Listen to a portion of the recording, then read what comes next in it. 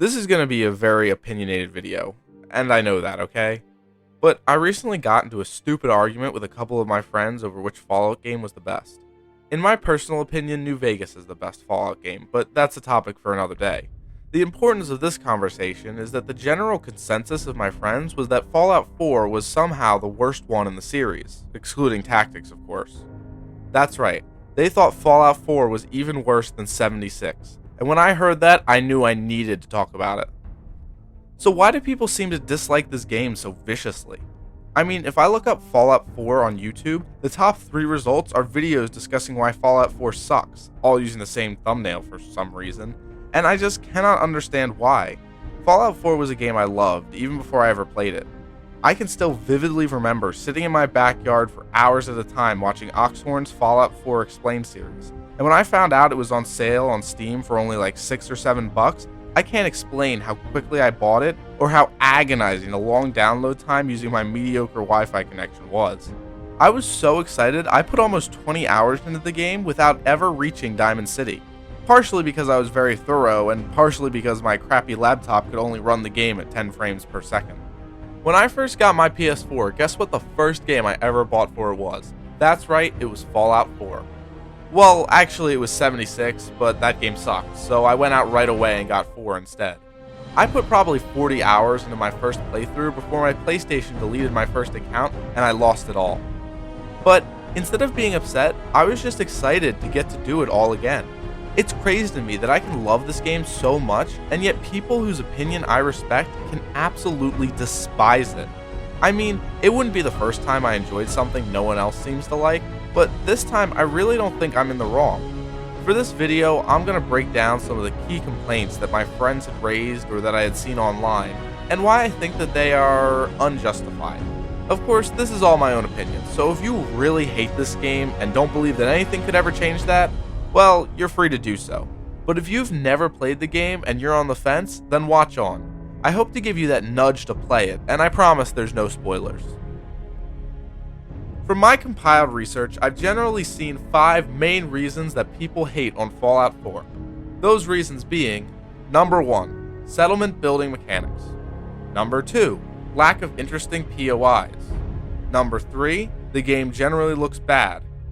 Number 4, serious plot problems. And number 5, general Bethesda jank. So, I'm just going to run through all of these in order and give my opinions on them, starting with settlement building. Settlement building is a mechanic that was added into Fallout 4 that allows you to, well, build settlements. You can build houses or forts and then set up shops or build turrets to defend your houses and forts. The settlement building system allowed you to have an infinite amount of cool and unique bases that could be built just the way you wanted. Hell, one of the DLC packs even let you have your very own pet Deathclaw. That's sick! I said before how I had put 20 hours into this game without reaching Diamond City, and most of that was because I was so preoccupied building my base. I loved spending hours building large, elaborate houses with personalized rooms for everyone living there. Whenever I see complaints about this system online, there are always 2 main complaints. The first being that it's not very well explained, and that the second being it's tedious and boring. Now, the first point I can kind of understand. There's one small tutorial quest that just barely scratches the surface of what you're able to do with settlement building. And that's about it. But that's where the wonders of the internet comes in, my friends. You see, there is a nearly limitless amount of people online willing to teach you everything there is to know about building the perfect base. And if that doesn't work, there are even mods to make it way easier for you. As far as the second point is concerned, that's where the best aspect of base building comes in. It's completely optional. That's right, if you find it boring, then you can just skip it altogether. Personally though, I feel as if base building is one of the best ways to improve replayability. Once I've gotten all the best weapons and gear, I could just stop there, but I find myself going back over and over again, looting an old hospital so I can find those last couple of screws I need to finish my power armor garage. I always seem to find my way back to Fallout 4 when I have nothing else I want to play. Lack of interesting POIs. This was one of the main problems my friends brought up that I just don't understand. They claim that unlike 3 or New Vegas, there's just not a lot of interesting or unique places to explore. But have they even played the game? Now, granted, it is a lot more spread out, but that's largely in part because of the comparative size of the maps.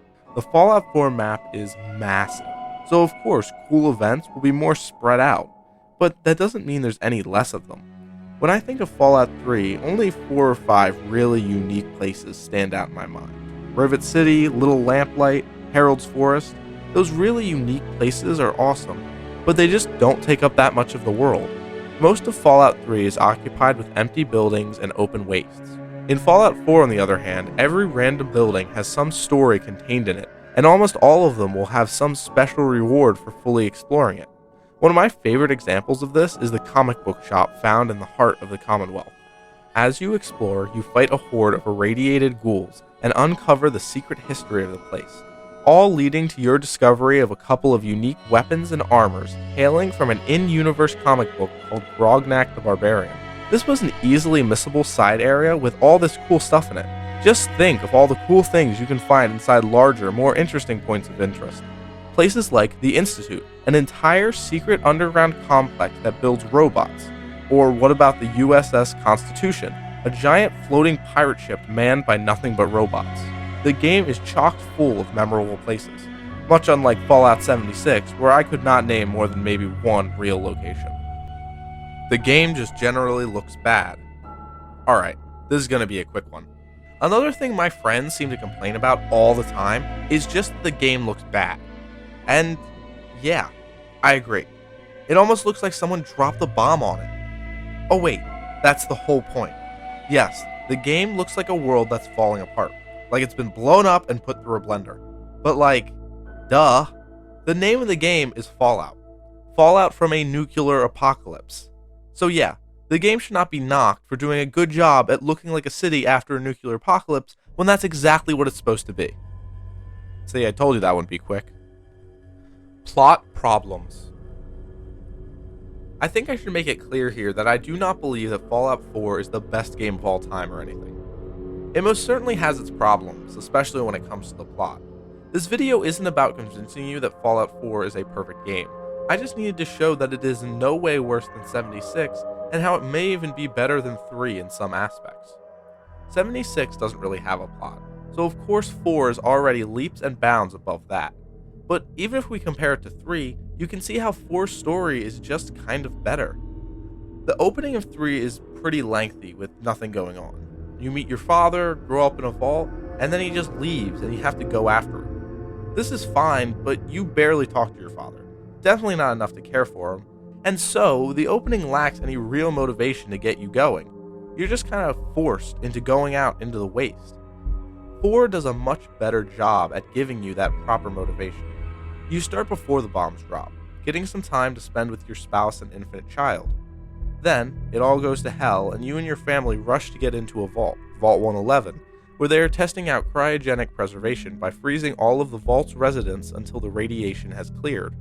You are frozen for an undescribed amount of time when suddenly a man temporarily defrosts you just to kill your significant other and steal away your child. This was not only extremely shocking, but also gives you a really strong motivation. You head out to find your son and get revenge for your dead wife. I also see a lot of people complain about the twist in 4, which I can't understand because I thought it was great. I don't want to spoil it, but the twist is both extremely jarring while at the same time making total sense. General Jank. This is probably the worst one to end on because really I don't have a good rebuttal to it. Now, I have one friend who only played the game on launch and still hasn't shut up about it. So let me make this expressly clear. This game is nowhere near as bad as it was on release. A lot of the major problems have been ironed out over the past couple of years, and anything left can be easily fixed with mods. There are still some bugs and glitches, but you need to expect these from a Bethesda game. As they say, all of this just works. And as I said in my last section, I've had way more problems with glitches in 76 than I have ever had in 4. So there's no way you could say that 4 is worse than 76. Man, I really should have just made a rant about 76, huh? Maybe someday. Like I said, I know that Fallout 4 is not a perfect game. Hell, it's not even my personal favorite Fallout game. But just because it's got a few problems doesn't mean you shouldn't give it a chance. Even with its bugs and its glitches, it's still a ton of fun to play and experience. Stuffed full of fun characters, awesome weapons, and some genuinely exemplary atmospheres, the game does a good job of balancing comedy and more serious moments. If you haven't played this game already, then you should definitely give it a try. I mean, the game really is a blast.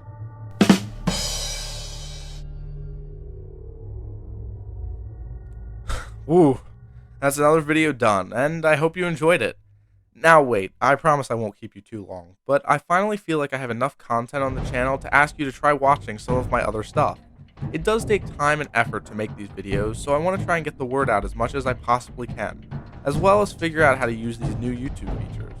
So here's a video I did breaking down my problems with Dishonored 2, and here's a video discussing my opinions on Resident Evil 8. If you enjoyed this video, then give them a watch. And always, I thank you for watching, my brochochos.